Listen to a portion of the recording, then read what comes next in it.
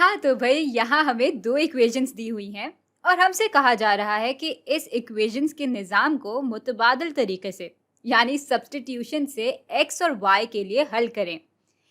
अब अच्छी बात ये है कि ये इक्वेशन वैसे ही y के लिए हल हुई हुई है और ये इक्वेशन हमें बता रही है कि भाई y जो है वो बराबर है -5x जमा 8 के।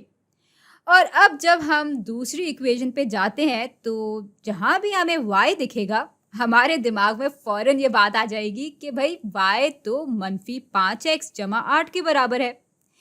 तो हम इस y की जगह इस पूरी चीज़ को लिख सकते हैं, यानी यहाँ y लिखें या -5x जमा 8 लिखें, बात तो एक ही है। तो चलें ज़रा इस इक्वेशन में y की जगह ये पूरी चीज़ डालकर देखते हैं और भाई ऐसा करने से इक्वेशन हो जाएगी कि 10x जमा 2 ज़रब y या 2 ज़रब -5x जमा 8 बराबर होगा -2 के। और भाई अब हमारे इक्वेशन में सिर्फ एक ही वेरिएबल रह गया है, तो हम इस इक्वेशन को x के लिए हल कर लेंगे। ये 10x ऐसे ही आ जाएगा और अब 2 ज़रब -5x बराबर होते हैं -10x के जमा 2 ज़रब 8 बराबर होते हैं 16 के और ये पूरी चीज़ फिर से बराबर हो जाएगी -2 के। अब भाई 10x माइनस 10x तो 0 के बराबर हो जाएंगे और बाकी बच जाएगा यहाँ 16 जो कि इक्वेशन के मुताबिक बराबर होगा -2 के।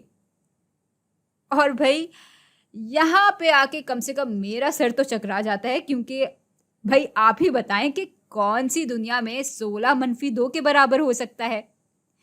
ये तो बिल्कुल ही अजीब बात है और इसलिए ये इनकंसिस्टेंट या बेमेल निज़ाम होगा, या दूसरे लफ्ज़ों में अगर कहें तो इस निज़ाम में जो इक्वेशंस हैं उनकी लकीरें आपस में मिल ही नहीं रही होंगी। और इसको हम ग्राफ पे बना के भी परख सकते हैं। चले ग्राफ की मदद से ज़रा इसको बेहतर तरह से समझ लेते हैं। तो एक्सिस बना लेते हैं और ये हो जाएगा x एक्सिस और ये हो जाएगा y एक्सिस। अच्छा, ये पहली इक्वेशन तो क्योंकि स्लोप इंटरसेप्ट फॉर्म में या y = mx जमा c की शक्ल में दी हुई है तो इसको बनाना आसान होगा। भाई यहाँ y इंटरसेप्ट यानी वो नुक्ता जब इसकी लकीर y एक्सिस से गुजर रही होगी वो बराबर है 8 के। तो 1 2 3 4 5 6 7 8, हाँ, तो ये नुक्ता यहाँ आ जाएगा और भाई इस लकीर की ढलान बराबर है -5 के। तो x में जब मस्बत एक अदद की तब्दीली आएगी जिसकी वजह से हम एक कदम दाएं तरफ बढ़ेंगे, तो साथ ही साथ y में -5 अदद की तब्दीली आएगी और भाई इस वजह से हमें 5 कदम नीचे आना होगा।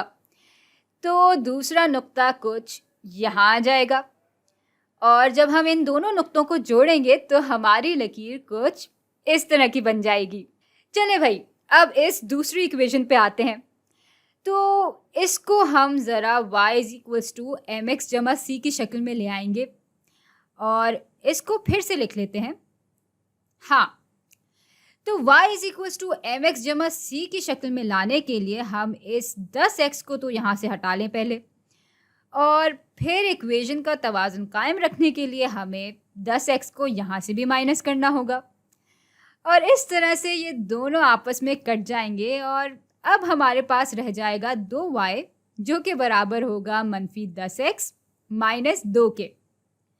अच्छा, अब इस इक्वेशन को दोनों तरफ से हम 2 से तकसीम कर देते हैं, तो 2 और 2 आपस में कट जाएंगे और y बराबर हो जाएगा -10x बटा 2 बराबर हो जाते हैं -5x के, माइनस 2 बटा 2 बराबर हो जाते हैं 1 के।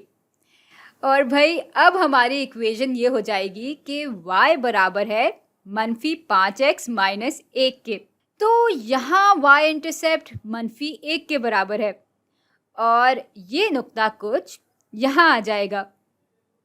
अच्छा, अब इसकी ढलान भी -5 के बराबर है, यानी जब भी x में मस्बत एक अदद की तब्दीली आएगी और हम एक कदम दाएं तरफ बढ़ेंगे तो y में -5 अदद की तब्दीली आएगी और इसलिए हमें 5 कदम नीचे की तरफ जाना पड़ेगा।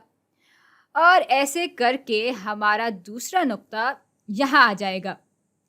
और भाई इन दोनों नुक्तों को जोड़ेंगे तो हमारी लकीर कुछ इस तरह की बन जाएगी।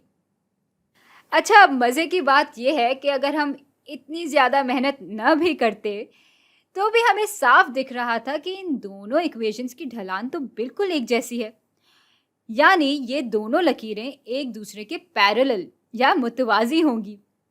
अब ज़ाहिर-सी बात है, अगर दोनों लकीरें एक दूसरे के पैरेलल हैं, तो भाई ये लकीरें तो आपस में कभी भी नहीं मिल रही होंगी और इसलिए इस निज़ाम का कोई हल नहीं होगा और ये बेमेल या इनकंसिस्टेंट ही कहलाएगा।